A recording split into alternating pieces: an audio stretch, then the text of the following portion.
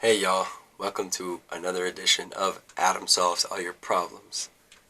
This will be day 4 of my blog, and I'm going to touch on one thing in particular today that I really want to hammer home. And that is your actions have consequences. Good or bad, your actions have consequences, right? Okay, so here's the thing. You do something good, for example, and let's say something good also happens because of that. Let's say you hold the door open for someone. That person you held the door open for might just go do something else kind for someone else. Like maybe they pick up their napkin for them off the ground that they dropped or something like that. That's an example of a good consequence. Example of a bad consequence is, let's say you tampered with locks or something like that, and then somebody caught you, and then basically then you get in trouble and then maybe lose a job because of that. That's another example of a consequence that can happen. But no matter what, consequences are going to happen as a result of our actions. What we do with that is what matters, right?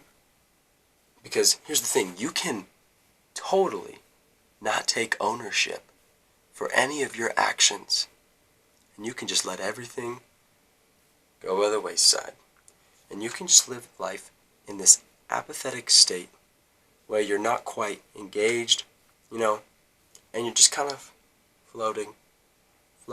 It's all good. Nothing matters. Hey, it's all good. Nothing bad can happen. And you just don't really care. You don't want that. You want to simultaneously engage and be free of outcome. How do we get to that point?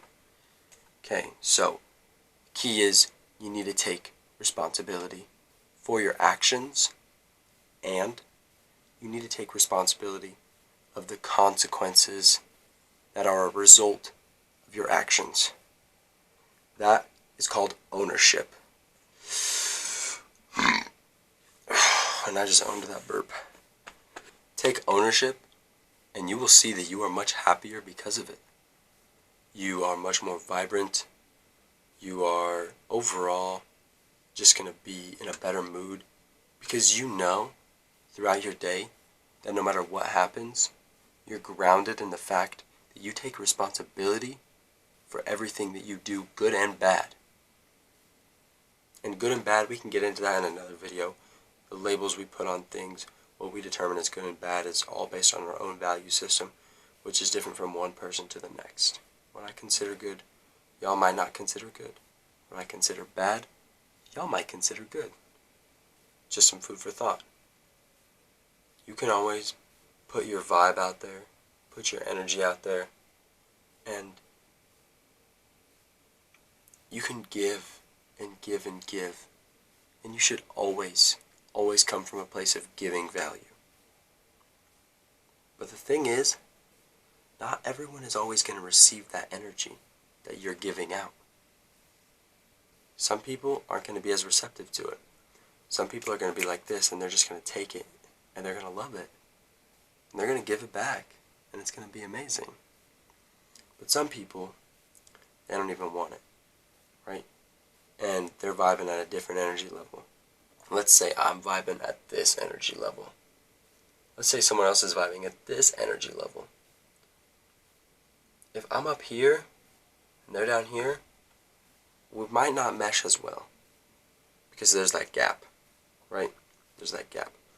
I can do my best to bring them up with me using things like humor, engaging people. That's one way to bring others up with you, right? But quite often what happens is they'll drag you down with them. And, Kobe Bryant actually talks about this a lot. He says, if you're on my team and you're lazy, I don't want anything to do with you. You can get out of my gym because I'm here to work. I'm here to be the best. I don't want to be around that. And that's kind of the same attitude I like to approach things with. You know, if they don't want to be here, if they don't want to work, cool, that's fine, but I don't have time for that. I'm trying to get to somewhere else. And if you're like that too, and you want to get to that next level, you need to cut people like that out of your life. It's important. So, in addition to that, let's say I'm right here and someone else is up here.